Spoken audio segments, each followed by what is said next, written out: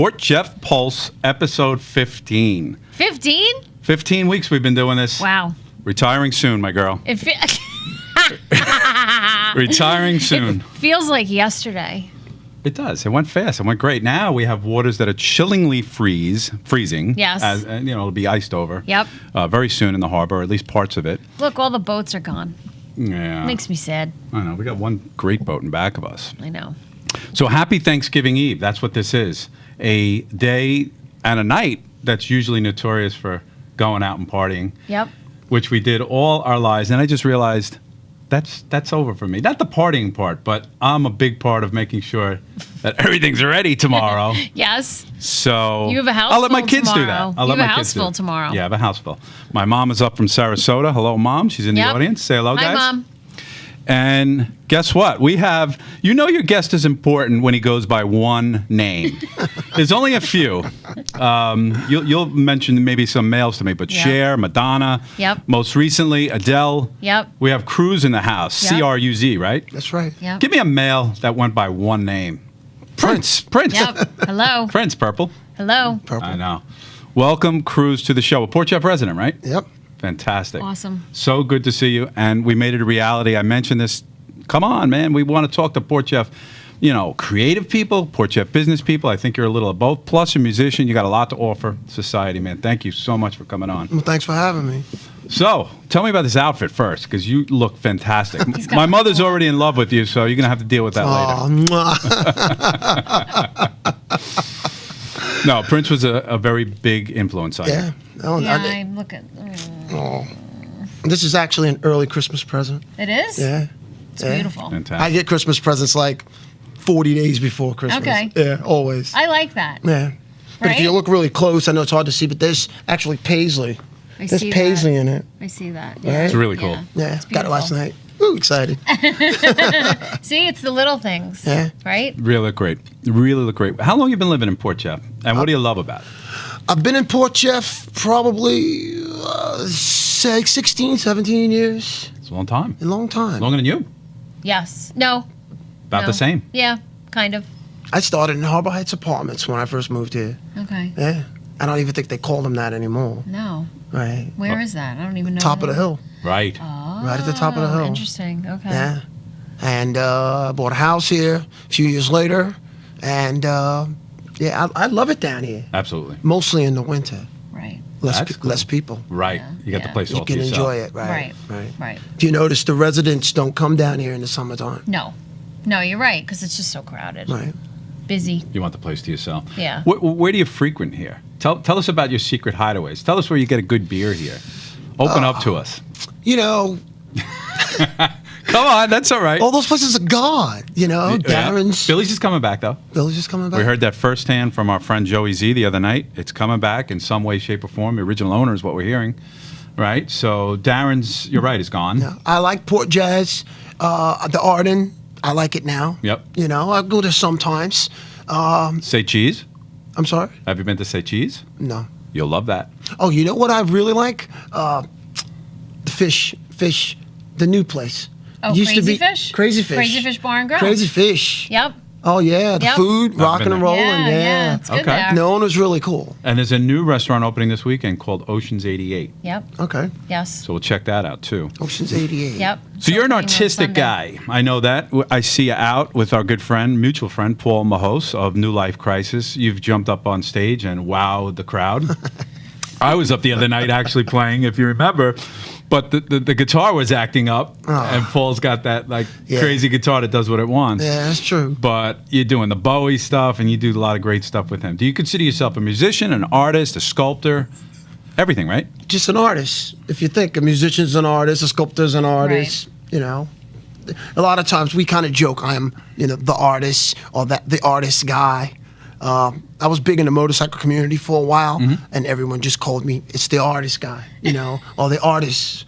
And so it kind of worked, You always had the cool hair and the longer hair, and you always had this style you got going on. Yeah. So people right away, that guy's the artist guy. I'm stuck in like the 70s, and I'm stuck in like the 70s and psychedelica, but I ride a Harley, and I was kind of into that scene when I was younger. So I always I think all the different things that you do in your life puts a period on who you are. That's how I look at it. Tell us about the beginning. It was in Brooklyn, right? Yeah. Born in Brooklyn. My mom got us out of there when we were 7. Brooklyn was a different place than it is now. Yeah. Now it's like a whole nother world. Yeah. She took us south. My great grandfather is an Irishman that owned land. Yeah, Okay. me, freckles. So you see them, right? I do see them. Yeah. I'm like, And, we both have freckles. I had a lot more when I was younger. I don't know where they went. Yeah, I'm like Irish, Cherokee, and Puerto Rican. What a mix. Oh, nice. That's fantastic. Yeah. Your family was moving around back then. You know, my great grandfather was an Irish immigrant. Excuse me. He came here. He had land. I like to call it the plantation, but it was his. He had a massive farm. He had a lot of Cherokee Indians from the South that worked on his farm. So that's my great grandmother. And so my mom took us out of Brooklyn, took us south. So I got to spend, from like 8 to 14, 15, I lived in South Carolina. Went to school there, hung out in the woods, climbed trees, rode bicycles. All that good stuff. None of the stuff the kids are doing today. None of the stuff that they're doing. And even then, I have cousins and family members that, they would come and visit for the summer and never want to leave. They never climbed a tree, never felt sand in their feet. That's sad. So it was a good experience. And then, of course, when I turned 20, I came back. And On your own? Yeah, came back on my own. Yeah. Yeah.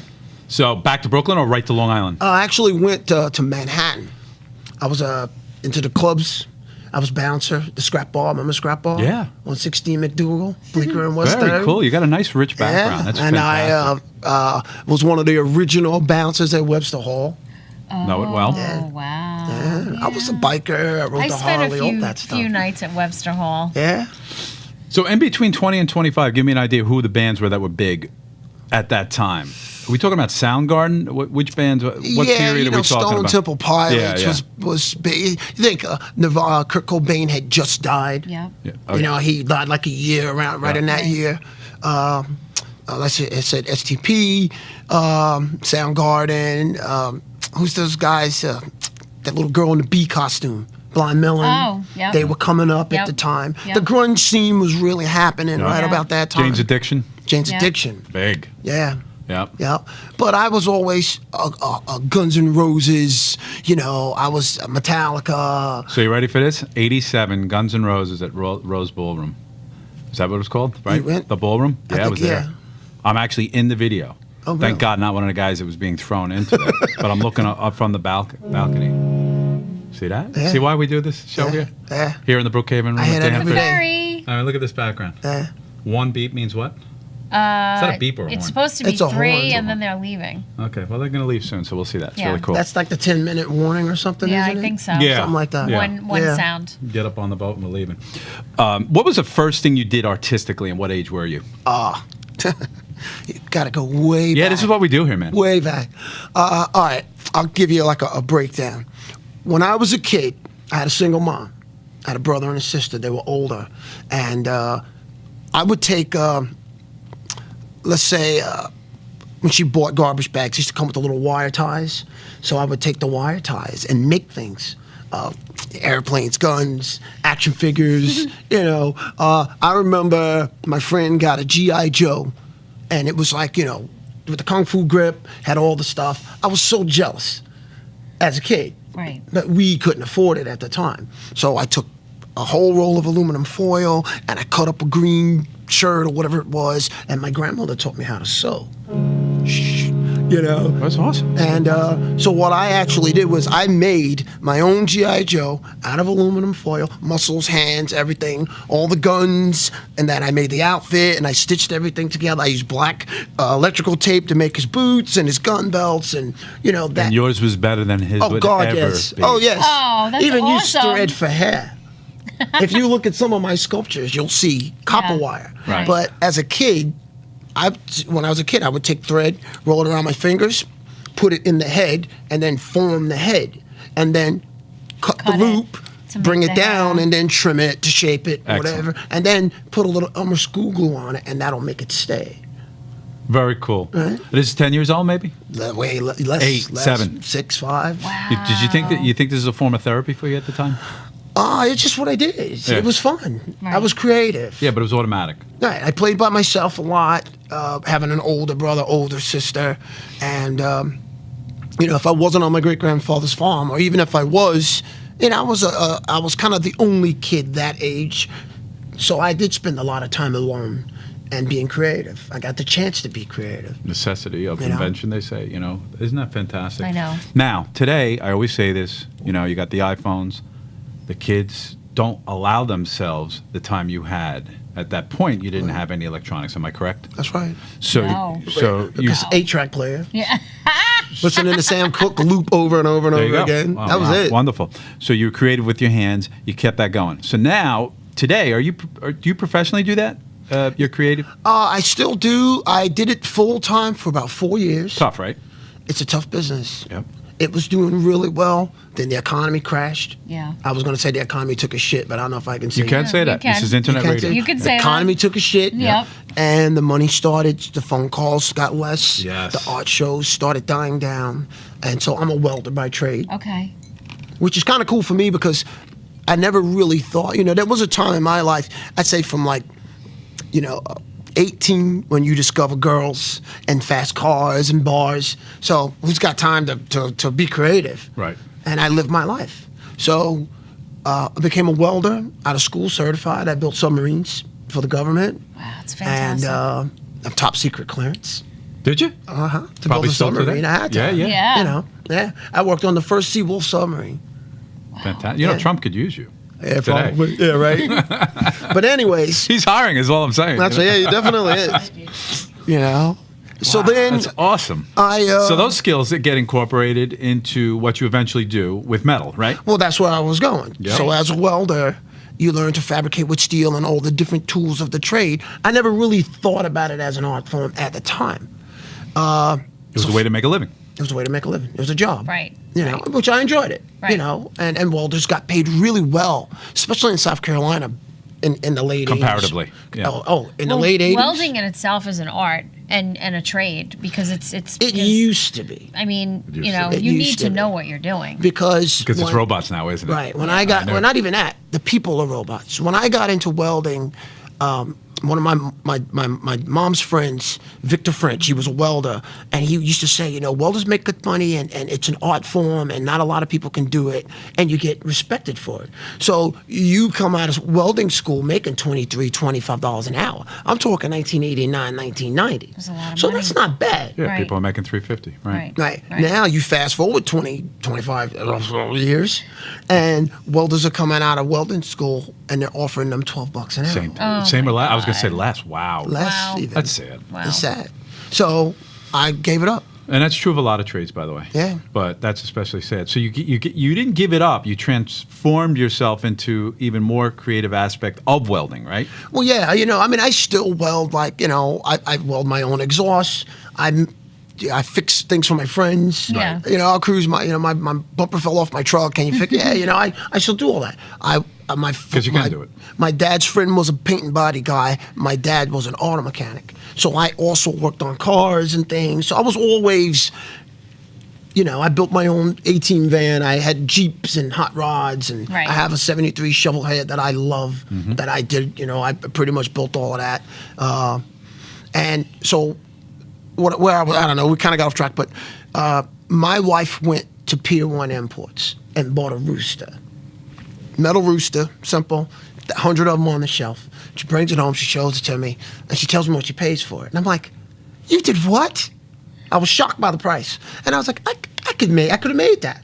And she's like, she didn't really know. Right. And at the time, I didn't really know if I could, but I knew I could. Yeah, well, you had the creative mind. to do As soon as I something. saw it, I was like, they just did this, Right. and this. It's a piece of junk, and they're charging all this money for it. So a couple days I go by, and I made a tiny little chicken. Very simple. I just cut little shapes out, and I kind of welded them together really quick, painted it black, brought it home. There's a chick. And then a couple days later, I made some wacky looking flowers. It was like 4 pieces of rod with like triangles on the end of them. And then it kind of evolved into what I call found pieces. So you find 10 or 15 different pieces of scrap steel, and you weld them all together to look like a duck or an airplane or, a woman or whatever the case may be. That transformed as I did it more, and people started asking for more detailed things. Alpacas, roses, sunflowers. I notice a lot of people when they ask for sculptures, like, what is your favorite thing in the whole wide world? I love sunflowers. Say, I should have brought that sunflower. Was that the one you were going to bring, the big one? Oh, not the big one, okay. but I have a small one that I made for my wife. Because the big one originally was hers, and then we donated it to the cancer center. Okay. So I made her another one. Right. Okay. But even that was made from it's a plow blade. Round plow blade. Interesting. And then, I just used what I had and made it into a sunflower. Right. But then a mutual friend of ours, I won't say his name, he had me, he said, can you make a sunflower that looks like a real sunflower? I was like, yeah. Like, Why aren't we saying the name? Because he didn't pay you? well, it's not even that. I could say his name, but maybe we'll leave it out. Okay. But you'll know who he is. And so it was a challenge, and I got excited because, all right, I've never done this before. Here's a real sunflower. I went and bought a real one. I laid it on the workbench, and I'm looking at it, and I'm like, all right, how do I do this? So I started pulling it apart because if I can see each piece, it's basically replicate each piece. But there's hundreds and hundreds of pieces to a sunflower. You see it, it's pretty, right? But it's a lot to it. There's a lot of detail. Right, but I got it done. You replicated. Got it done before schedule. I was even blown away because I was just like, holy shit, I just made that. Yeah, that's great. So the sunflower is probably your first foray into something that's detailed. Right. And then you're learning to really look at things from the inside out. Right, exactly. Very cool. Now, you brought some pieces today, right? Mm-hmm. They're in back of us. Right. And again, I'll get closer to them. But describe, from left to right, what you brought today. Well, I brought Lady Godiva. She was a freedom rider. Remember Maud? Yeah. Lady Godiva was a freedom rider. She didn't care if the whole world looked. Remember? And then there's Maud. Yeah. And then there's Maud. Yes. That's how Maud used to start. Yeah. Well, Yes. there's Lady Godiva rode in protest of her husband overtaxing his people. So she stripped down nude and she rode a horse through town. Wow. But Where was this? I don't know. Okay. I don't know. Some tyrant We'll look that up. overtaxing his people. Right. Sounds Could have been on a familiar. very local level, right? Yeah, I would think. I wouldn't think it was like King James or something like that. Right. Whatever. I don't really remember that the king or whoever he was, but I also know that the king put out a decree: anybody caught looking at my wife will be put to death. So the whole town stood in the streets blindfolded. One guy peeked. Guess what his name was? Peking Tom. Exactly. Yeah. That's the original. That's the original. That's how it started. Yeah. A lot of people are on the Peking Tom. on the list. Yeah. Those bad lists due Yeah. to Peking the Tom. Peking Tom Peking laws. Tom. That's what Peking Tom came from. Oh Yeah. my Yeah, God. he was the one guy that dared peek at the king's wife. It's a great So- story. So, what's the metal involved with it making Maud? Maud. I love that. We just renamed it to Maud. I love it. I love it. Beyonce would Lady be Gaga. happy right now. Lady Gaga, I know. Oh my goodness. Well, Maud and Mr. Ed, that's who she's riding on. Yeah. Tell me that metal. What is that? It's stainless steel. And actually, Maud was also, now I'm calling him Maud. It was kind of found pieces because the stainless steel they were just droppings from some sheet steel that I was cutting. So I had all these little like 1/2-inch wide strips. I see that. Yeah. Mather Hospital had a show. I did their show every year. And I was able, the thing I liked about the Mather show is it was an opportunity for me to make something I wanted to make. Right. Because every sculpture I make is a commission. Yeah. I don't have the time because, to just make people say, oh, why don't you make a bunch of stuff and put it on the internet? And I don't have the time. Right. Or the space. Right. It's a lot of By work. commission. Right. It's not like paintings where you can kind of stack them one in front of another. Right, they're big. And these are small compared Yeah. to some. Okay. These Some are of the really things small that you compared to do, some. yeah. But I've made like little motorcycles that big just for someone's desk. But it has to look like the motorcycle of whoever it was they bought ride, for. right. You know. So let's break this down from the bottom to the top. So the bottom is I had to cut a hole in a piece of steel. Yep. That's the drop. Yep. Of course, that's just a pipe. That's a pipe that's usually associated with gas going through it, right? Because I recognize That's it. like electrical conduit. Yep. Right. And actually, a lot of my custom mic stands are made from electrical conduit. It's Right. a little stronger than the metal that the mic stands are made Right, of. Takes a right. little bit more beating. And then I just You put a T at the top, and that's your platform for the rest of Lady Gaga. Right, and it comes apart. All my sculptures nowadays are designed that you can break them down and move them. Because when I was younger, I made these big sculptures out of thick steel, all welded together. Oh my God. And you had to rent the U-Haul just to get it to And like 20 guys to lift it, you Right. know? It's like, so I learned that just because it's a big square box, it can be hollow. Right. You know, you can Right. use lighter materials and make everything where it can come apart. I can break that down and put it in a box at the length of the pipe and the width of the plate and ship it anywhere in the country Very cool. or anywhere in the world. The hair is what? Copper wire. I thought so. Yeah, it's real copper wire. Very And cool. I actually had to comb it and, yeah. Wow. Yeah, it's a lot of work. It's a lot. And even How long did something like that take? Oh, God.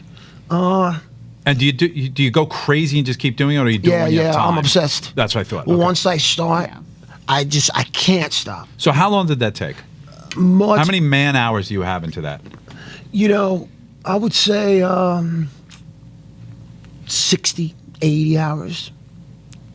Think about that. Whoa. Yeah, about 60 days. And that's to me, that's simple compared to what it is. But look, here's the thing. You get the idea.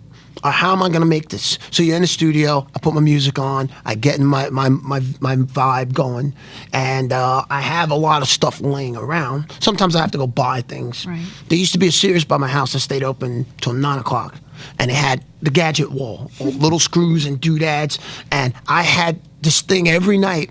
You know, especially in the summer too, because I always took my bike, and it would be like, all right, it's 8:30. I got a list of all these little oddball things I want to try and do. Make an eye. You know, this guy needs a gun or whatever it is. All right, I gotta shoot the Sears before they close, and I throw the saddlebags on the bike and race over the Sears, and go through all the little nuts and bolts and whatever springs, and then I would come back. Incorporate it. Now it's 9 o'clock, and I would go and go and go, and literally 9 o'clock the next morning.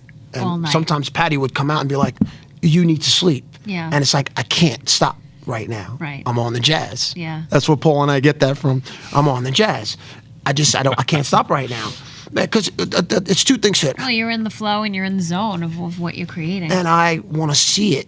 Like every time you make it a part of it, you get excited. Oh, I want to see what the next part, you know. And once you get that flow going, something inside of you comes to life. And I say this to people all the time: I'm no longer making the sculpture; it's making itself. Yeah. I just know how to Right. work the tools Right. to make it happen. Right.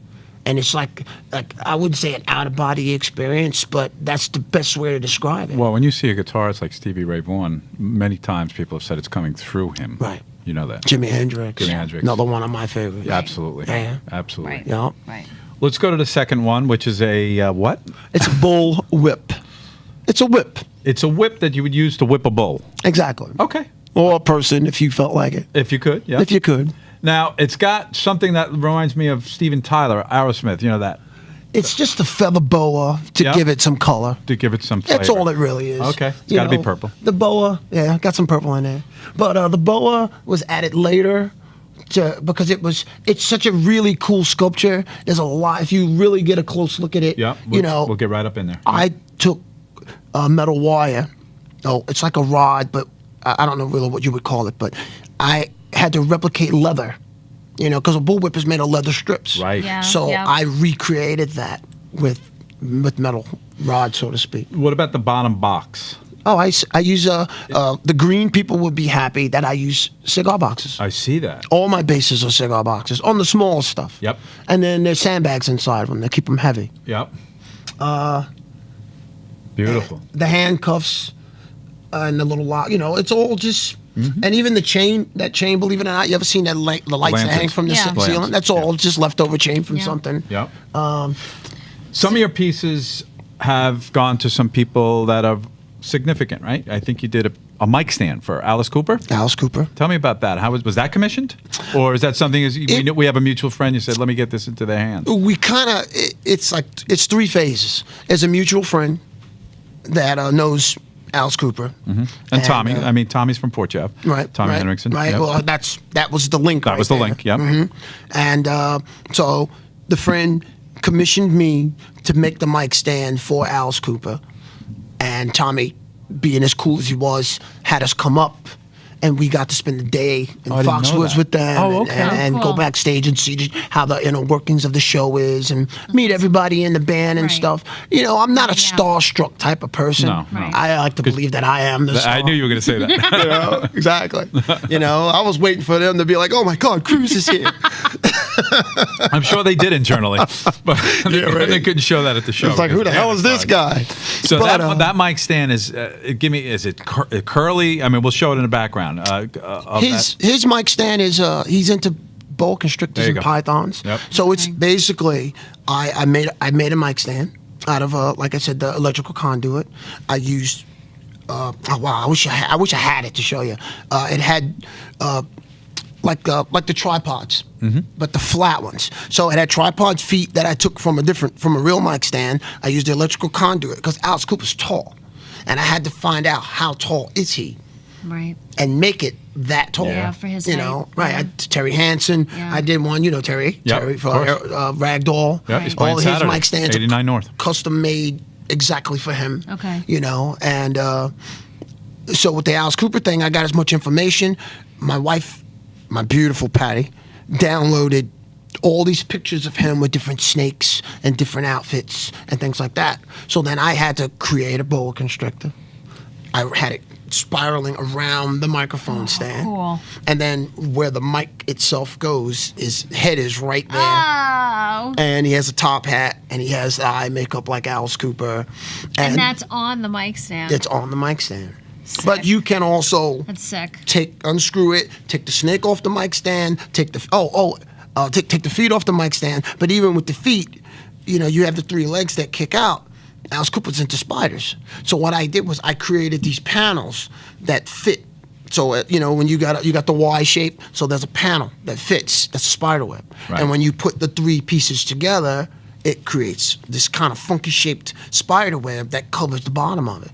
And it's just all it's awesome. the different stuff that I use. Awesome. It came out, dude. If you could see the details on the base cover, the spider web, I think I was more excited about that than the actual snake. I'm sure. Because it was a last minute thing. So the microphone attaches right at the top of that, obviously, right? There's an actual place where a microphone like this would go to the top. Right. It almost looks like he has a tall mic stand and there's a snake coming up it. Okay. Getting ready to bite him. Okay. Got the teeth. So and the depending tongue. on the tour he's doing, he used this. He has used it at live shows, obviously, No. or does he collect? He could put it in his home studio. His wife Said, "Hey, said, Alex, put this away." I am putting this in my home in Arizona. It's Yeah. too nice to be on stage. Yeah, it could break It's a immediately. collector's No, piece. it couldn't break. Well, I'm just saying, someone could it walk might off get a with it. little banged up. Someone could walk off with it too. That's true. That's true. Right. But she was so in love with it that no one meets Alice Cooper's wife. She's she even said that to us. I'm the part of the band that you don't see. Right, she's in the background. Right. But she came out and found us. We were backstage. She came out. She took my hand. She thanked me, and she gave me a kiss on the cheek. There you go. Yep. That's sweet. We took pictures in front of the mic stand. She thanked us for doing it. My wife, Patty, really digged his manager, Shep, because we watched this thing on Netflix about Shep Gordon. So she wanted to meet him, so she got to meet Shep Gordon, took pictures with him. Alice Cooper was super cool, Yep. very gracious. Yeah. He thanked us 1,000 times, big hugs. Everybody in the band was really, really cool, except one person. I won't say his name. Okay. That's But good. everybody else were. It's always one. It's always one. Always one. Always one. Damn. Yeah. So you stayed for a live show after that?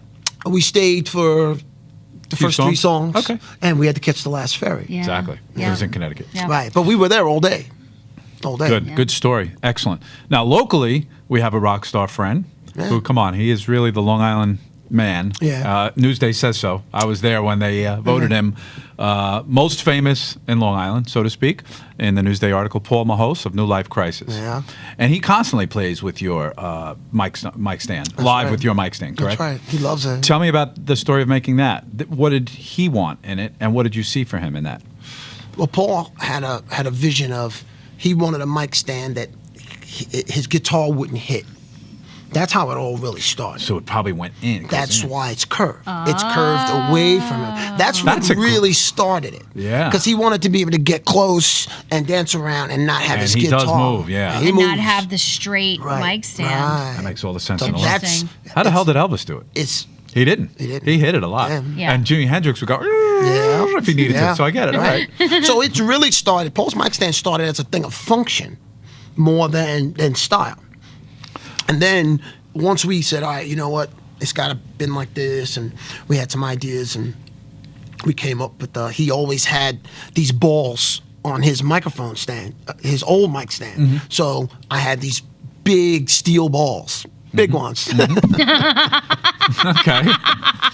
Wow. Paul is full of himself. I had the balls, one big one, one small one. Actually, you got to see the mic stand. So We're showing a picture in the background. It's got some turquoise or blue in it, right? Yeah. Some amazing blue. But that's not. Look, the balls were steel balls. Yep. And what I did was I let them rust. Really? And then I went back and I sanded them in a certain way. And the heat of sanding them changes the color of the metal. And even Alice Cooper's Snake has the boa constricted design is from me heating the metal Yep. and giving it a certain color. Yep. And then, not to jump track, and then we use fishnet pantyhose, wrapped it around the whole snake, and then misted a color. And then you take the fishnets off, Cool. you got scales. There's a lot of detail. That's We'd awesome. love for you to see it. And then, but back to Paul. So I wanted to incorporate the balls, and he wanted a pyramid at the bottom that had his band logo, NLC.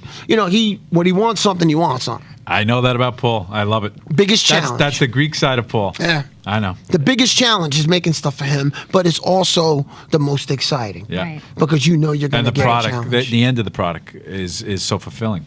Yeah. So he uses that constantly. All the time. That's always at the beach because Paul loves media. You know that. He does the photographs, Facebook, fans love him. So here's a guy who's getting your stuff out. Now, I'm always thinking business, especially for you. I think you could just do those and make a good living doing that. Well, Don't that's you kind of think? where we're heading. Don't That's you where we're think? heading. I think so.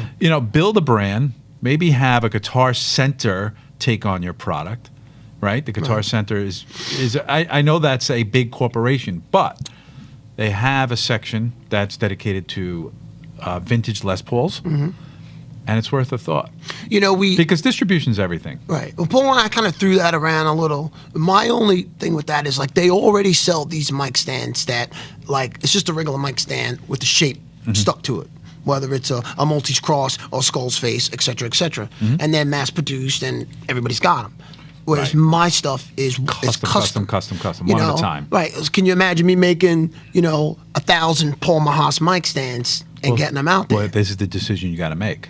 If you made one and it was a piece that was sought after, you would quite honestly. Now you're on Shark Tank, by the way. Then I would. Now you give over that design, Right. And you just take a piece of each one. Well, then you would have to, and I would have to sit down with Paul and say, look, Correct. this is what I'd like to do. I will make changes because yours is the original. Right. So, it may have one bowl instead of two. Right. It may not have a pyramid on the bottom to simplify it, Or you partner with Paul and you just make it exactly the same. That's true too. But if I know License. Paul, he would want his and trademarked. The other thing about and I say this. No, nothing's made by machines. So if you look at this mic stand, every piece is perfect. By the way, I feel very inferior now that I have these mic stands. I know. You haven't come to me for mic stands yet? These are $17 mic stands. They have these ugly stick. Can we talk after the show? You like sunflowers? I do. Yeah. If you just had a little something there. I mean, we can go to Michael's and give you a little sunflower. just We can tie make it. a nice sunflower for But I am ours. completely embarrassed now having these. Yeah. You're sitting next to the expert. Right, the master. Well, Give me some We'll hook ideas you on up. that. We'll hook you up. All right. But what I was saying is, you know, when you make stuff like that, then you talk about machinery, so every piece is exactly the same. Sure. Everything I do is handmade. But So- Cruz, what I'm saying is, even the If Les the- Paul at one time was this, you know, Handmade guitar. It was, Right. And now They find a way to replication. mass produce it. That's Yeah, all. yeah. It's And it not keeps that hard quality. to do. It keeps quality. You can do it. Anything can be mass produced. You set up the tooling, Correct. you put out the parts, and you hire cheap labor to put it together. That's the American dream. You're looking at a future American dream entrepreneur here. Trust me. I'm excited. I cannot wait to see these mic stands. Yeah, it's going to be, well, we got 2 pieces of art behind us. We're going to show our audience stuff in the background. And we love having you on, man. You're our first artist. Is that correct, Karen? Yes. You're our Yes. first, but certainly not our last. You know, say a few words about the issues we have with the economy and cutting of the art programs, because I know you are a victim of that yourself. A lot of us that are in the arts are seeing that, whether it be in schools or, as you said, right up the street, you would involved in a sculpture program of sorts. So, you know, we might go to better places with that, right? Soon, right? It's important. I think when people feel comfortable with their wallet, they'll start back buying art. Yeah. Now, granted, some people aren't affected by the economy, but I've always been, I want everybody to have a piece of art or something that's special to them. You want the sunflower. So, like, you know, I don't know if you're married or you're not married or whatever, or Are you married? your significant other Right. should come to me and say, look, you got to make a mic stand for her. Karen. Commission. Phil's going to Yeah. commission a mic stand for you. He is. Right. That's going to make history. Yeah. Or just a sunflower. Right. But that's how it works. Right. And it's not expensive. You know, when I say not expensive, you know, you don't have to go out and buy $1,000, $1,500 piece of art. My sunflowers are anywhere from $200 to $300, Right. but it is made exclusively for you. Right. It's the one and only. If you want a ladybug on it, I put a little ladybug on it. that's You know, so cute. I love ladybugs. It has to be personal. Right. So that's Right. how every piece Right. is that way. I made thousands of roses over the last 15 years, but every one is handmade. And Every it's- petal I cut. And it's not the same. And you can never lay two side by side Right. and say they're It's exact. not duplicated. But they look like real roses. Right. And I don't like to put color because if you're putting color over the metal, then what's the point? I want people to look and say, wow, that's a rose with all that detail. That's made of metal. Natural. To me, that's the cool thing. Natural. Yeah. Right. Like if, Right. Because like, anybody can paint. Yeah. right. Like this, the bullwhip. I could have painted it brown to look like leather. What did you put on that? You did put some type I of clear coat protective. everything. Yeah, Yeah, I excellent. clear coat Yeah, we everything. didn't talk about that. Yeah, because very if it's cool. not stainless steel, it's going to get rusty. Right. Okay. Or at least tarnished. Okay. And some people want that look. But everything is dipped in a polyurethane pretty much. Very cool. Yeah. So back to music just for a second. I know you sit in with Paul a lot. I don't know if you do your own acoustic thing, but you know, just sit in. Yeah. So that's anytime, right? Let's talk about it. Amicis. You be sitting in Amicis over Mount Sinai, which is fun. That's a fun place. That's a fun I went there place. for the first time the other night, Yeah. and you feel like you're in a ski lodge or somewhere upstate, to be honest. Well, just say for like that a little room city there. lounge Yeah. or something. Whatever. Yeah. It's very cool. So Yeah. you'll sit in there. Where else is really fun? Well, now that the summer's over, a little different, right? You know, Amicis actually happens more. That's the place. Yep. This time of year. Yep. But I've sit in with lots of people. Pamela Betty is one of my Love Pamela. dearest friends. I have gone up with her hundreds of times. Okay. You know, sat in with her band. The first time I did Purple Rain was at a Memorial Day party. Off the cuff, Prince had just passed away. And she was like, you know, Prince just died, and we're all sad about it. And she's like, but You we made got the them next damn best happy. thing. We got Cruz. Yeah, you made him happy. So I was going to do a Chuck Berry song. And then John Hansen looked at me and was like, let's do Purple Rain. So I'm like, okay, not thinking, oh my God, I've never done that before. I can't hit those high notes. So we just kind of done it, and it worked. Yeah, it did But then work. I was able to make it my own, so to speak, you know. Right. So, Right. you know, I'm a big fan of Prince. What am I going to say? We did Purple Rain in the studio. We were doing Paul's video, and it must have been right about the time too, right? Yeah, That he yeah. passed. We broke into it. It was fun. It was fun. It was a lot of fun. Very talented. You're naturally talented. That's what I like about you. You're naturally talented. You're not learning to be talented. You Right. already are talented, coming from God. Thank you for coming on with us today. I thought it was fantastic. It was right? awesome. My pleasure. It was awesome. That's my Can't wait pleasure. I can't wait to see your mini cool mic stand. I'm going to be so jealous. This is going to be awesome. Thank you. Oh, it was great. It was awesome. Thank you. It was my It was pleasure. fantastic. All right. We'll see you again soon. I'll see you soon.